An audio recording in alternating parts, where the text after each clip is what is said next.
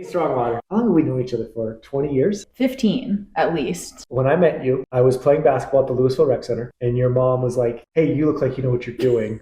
Can you teach my daughter How to shoot a how to layup? shoot a layup?" And I tried, and it was Disaster. It was a disaster. I was like, "Yeah, I don't think I can do that." Yeah. But you seemed like a great kid. So when I really got to know you, I think it was 8th grade. I was a teacher at Louisville Middle School. You know, I specialize in teaching kids with ADHD, dyslexia. You weren't in my class, but we kind of got to know each other in passing. And I always viewed you as this superstar, very on top of it student. I got to know you more in high school. You worked your tail off to be that. Yeah, for sure. When I was working with you, it became very apparent that my struggles were not the same as your students that you typically work with. It was more high functioning anxiety and stuff, which can make you hyper productive, but also you have to learn how to work the skill. So it's taken me a long time to get to where I am, but glad I'm here. You've done some amazing stuff. Well, and actually, it's a super common profile we see now. Very high achieving people where if they're not organized, our anxiety just starts to spin a little Totally. bit.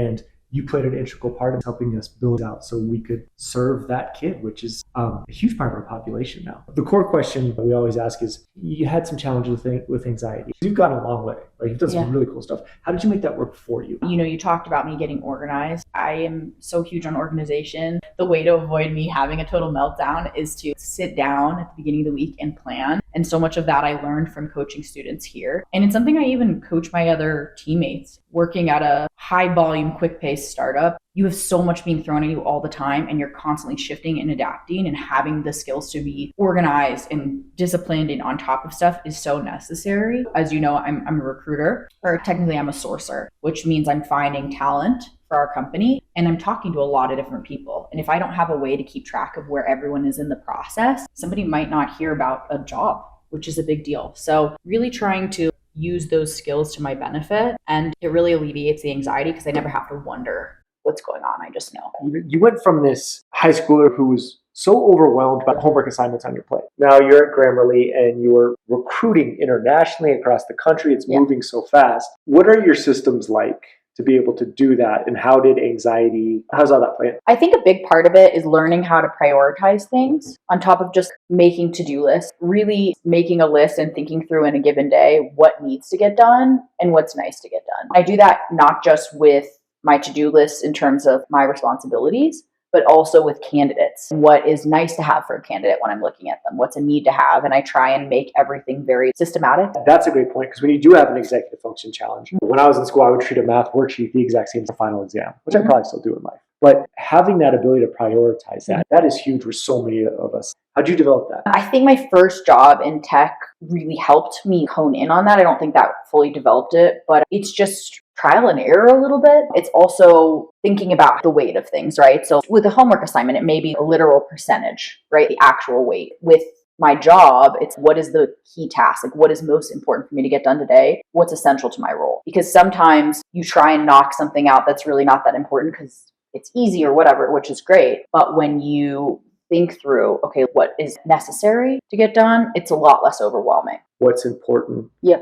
What can I delegate? What can I get rid of? Yeah. You've worked with a lot of our kids here as well. How do you help develop that? One piece of it is really talking through with kids that these things aren't life or death and you don't have to be perfect. That was something that I struggled with a lot. Was you don't have to do the assignment perfectly. You just have to do it and give it your best. Learning that was huge. It was something I learned here for sure, or with you. I definitely have coworkers who get overwhelmed, and I really just sit with them. I'm like, okay, what is the goal of your job? In my job, we'll call them OKRs, right? Objective key results, I think is what it stands for. But essentially, what are your goals? And is this task the most essential task to meet that goal? Because there's other little things you can get done that help. But if it's not critical or you don't need to do it, then maybe you can put it for another day. And I really try to think about, for me, my candidates are top of mind because they're human. They're human beings. They want to know about where they're at in the process, what's going on. They have bills to pay and families to feed. And so I always try and prioritize what's going on with them over any other little thing I have going on at work.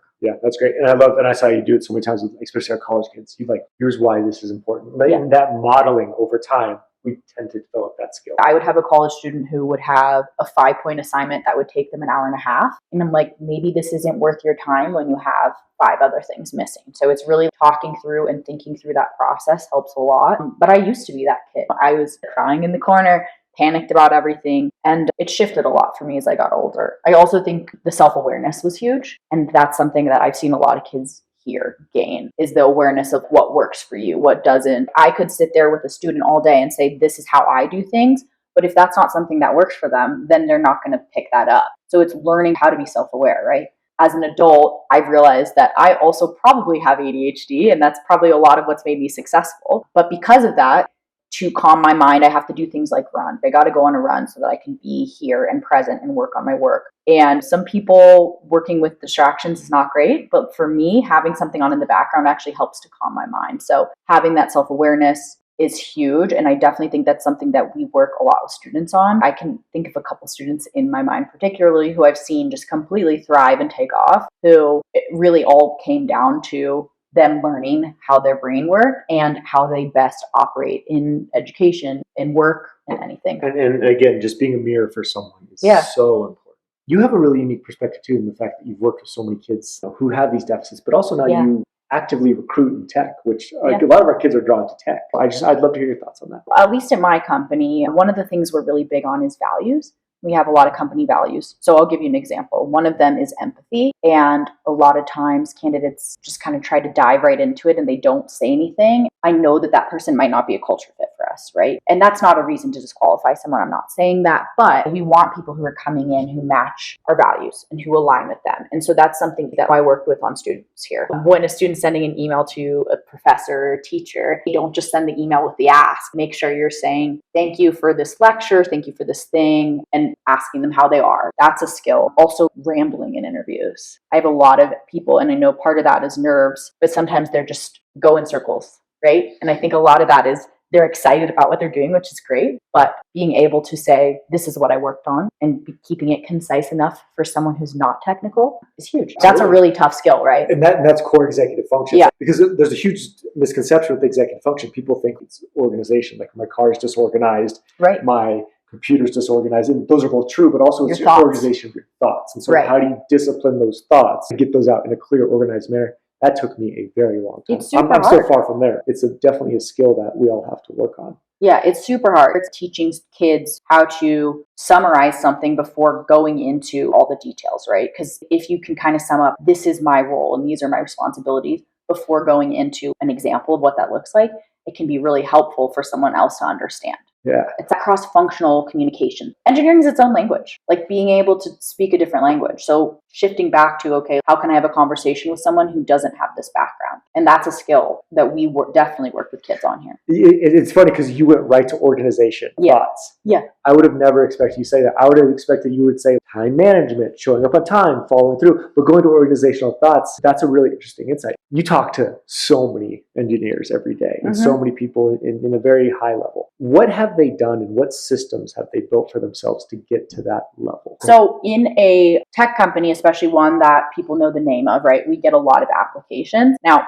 my role is really looking externally at people. But if I'm looking at a lot of different profiles, somebody who comes in and is able to communicate cross-functionally, or who's clearly organized and on it, or who's done their research even on our company, stands out a lot more than somebody who's skilled technically. They may be equally skilled technically, or one person may be even slightly more skilled technically. But if they can work with a team and they can collaborate and they have all those soft skills that are so important, I think those are harder to teach. Now, that may just be my opinion. I can't speak for my company on that, but I do find that those people tend to thrive. The engineers that we've hired that I've found or worked with, you're not talking to them sitting there feeling like you have no idea what they're saying. And that's key. And I think that is harder than people realize. Many people think they're very clear. Most people are not very clear. So how can you be concise? How can you be empathetic with your response? Thinking about, okay, this person is not an engineer. In the same way, if I'm talking to an engineer, I want to remember that they're not a recruiter. So they may be nervous. They may have questions about things like compensation. So I need to make sure that I'm being very clear in the way I word things.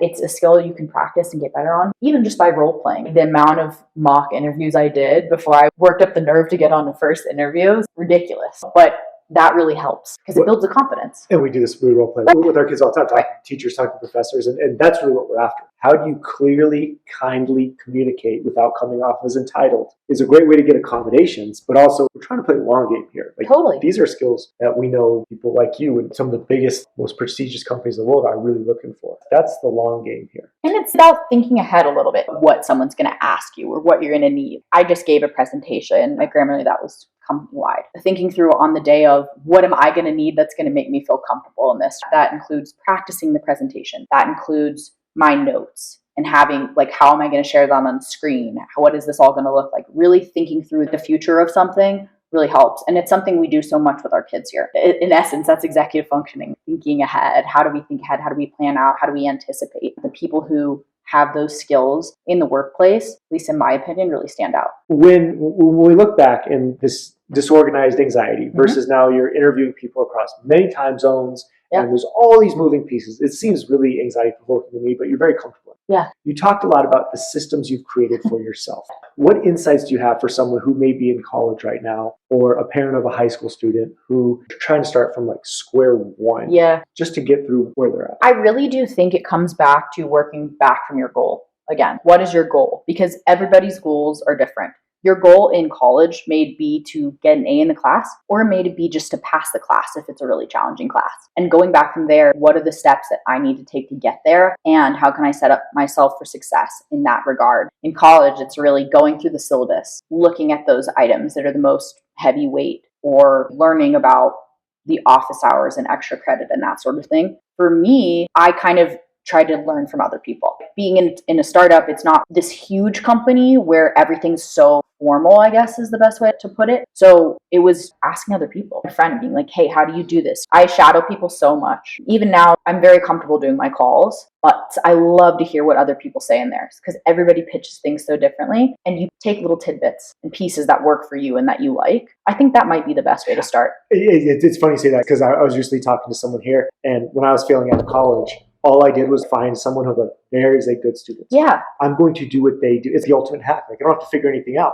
I just have to do what the good student is doing, and then I can get there. Now, along the way, I have to figure out, I probably learn different. I do other things. But this good student went to office hours every day. That was a system for me that just took me so far so quickly. The hard thing as you get through it is how do you have your individual twist and spin, and you think different while weaving that into shadowing what works well for others. However, I love that you say, you pick out the person. They're good at time management, and you just do what they do for a little bit. It's crazy how far that can take you. I think people are hesitant sometimes to ask for help or to learn from each other. Office hours is a great example. Going to office hours, I know students are hesitant because they're nervous, but it goes a long way. And the friends that I've gained at my work have been so invaluable to my success there and really helped me learn how to do what I do and then feel confident to put my spin on it. It's adjusting so that you can make it work for you. It's all about making it work for you. Absolutely. And making a buddy in school too, in classes. I remember in college, I was always trying to meet someone within my class the first day or two so that if I was out, I could get their notes. Or even if I was in class, we could compare notes. Sometimes I scared people away, but only once or 20 times. Do you have any other routines that you use for yourself that helps kind of calm this anxiety and lets you access these gifts? In the morning, I check my inbox and I try to have it clear. I want everything in my life cleaned out right away because then my brain is just focused on the task. I know we talk about that a lot here with having an organized desk. And the anxiety, you're not going into whatever with this underlying anxiety. Totally. And then if I'm doing outreaches per week, I try to break that down by day. It's really all the same stuff we do with the students here that helps me stay organized, keeping a to-do list, however that works for you. I keep mine in a tech tool, but Apple Notes is just as good. I can't tell you how rewarding it's been to watch you grow up and struggle in some ways, but then almost use that as a gift to propel you forward. Thanks for sharing your insights and thanks for doing everything you did for kids here. And it's always fun when people leave here to see what they learned and how they carry it to the next step as employees. I think if there's one thing or one of the many things I've learned from you, it's using what makes you different as your skill or your superpower. That's something that, I used to be so, like you said, overwhelmed by my anxiety, and that was all consuming. But when I started thinking about, okay, my anxiety is what makes me get done 3 times what the average person does, it really changed my life. I love that. Thank you. It's so good to see you.